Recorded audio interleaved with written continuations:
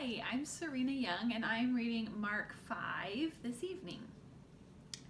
Then they came to the other side of the sea, to the country of the Gadarenes. And when he had come out of the boat, immediately there met him out of the tombs a man with an unclean spirit, who had his dwelling among the tombs. And no one could bind him, not even with chains, because he had often been bound with shackles and chains. And the chains had been pulled apart by him, and the shackles broken in pieces. Neither could anyone tame him. And always, day and night, he was in the mountains and in the tombs, crying out and cutting himself with stones. When he saw Jesus from afar, he ran and worshipped him. And he cried out with a loud voice and said, What have I to do with you, Jesus, Son of the Most High God? I implore you by God that you do not torment me. For he said to him, Come out of the man, unclean spirit. Then he asked him, What is your name? And he answered, saying, My name is Legion, for we are many. Also he begged him earnestly that he would not send them out of the country. Now a large herd of swine was feeding there near the mountains. So all the demons begged him, saying, Send us to the swine, that we may enter them. And at once Jesus gave them permission.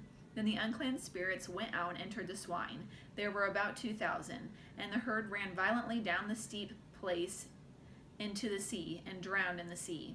So those who fed the swine fled, and they told it in the city and in the country, and they went out to see what it was that had happened.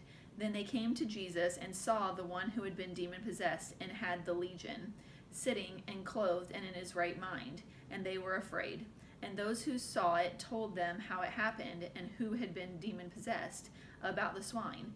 Then they began to plead with him to depart from their region. And when he got into the boat, he who had been demon-possessed begged him that he might be with him. However, Jesus did not permit him, but said to him, Go home and tell your friends what had happened. Go home to your friends and tell them what great things the Lord has done for you, and how he has had compassion on you. And he departed and began to proclaim in Decapolis all that Jesus had done for him, and all marveled. Now when Jesus had crossed over by boat to the other side, a great multitude gathered to him, and he was by the sea.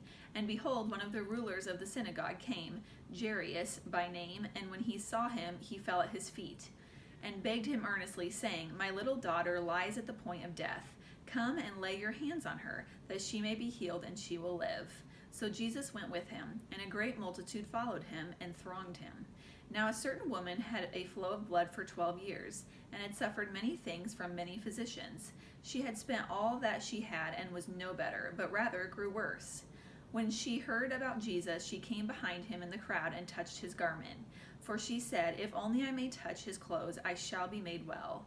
Immediately the fountain of her blood was dried up, and she felt in her body that she was healed of the affliction. And Jesus, immediately knowing in himself that power had gone out of him, turned around in the crowd and said, Who touched my clothes? But his disciples said to him, You see the multitude thronging you, and you say, Who touched me? And he looked around to see her who had done this thing. But the woman, fearing and trembling, knowing what had happened to her, came and fell down before him and told him the whole truth. And he said to her, Daughter, your faith has made you well. Go in peace and be healed of your affliction. While he was still speaking, some came from the ruler of the synagogue's house, who said, Your daughter is dead. Why trouble the teacher any further? As soon as Jesus heard the word that was spoken, he said to the ruler of the synagogue, Do not be afraid, only believe. And he permitted no one to follow him except Peter, James, and John, the brother of James. Then he came to the house of the ruler of the synagogue and saw a tumult and those who wept and wailed loudly.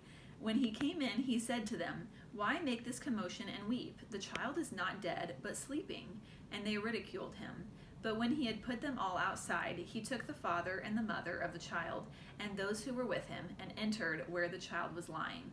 Then he took the child by the hand and said to her, Talitha cumi, which is translated, Little girl, I say to you, arise. Immediately the girl arose and walked, for she was 12 years of age, and they were overcome with great amazement.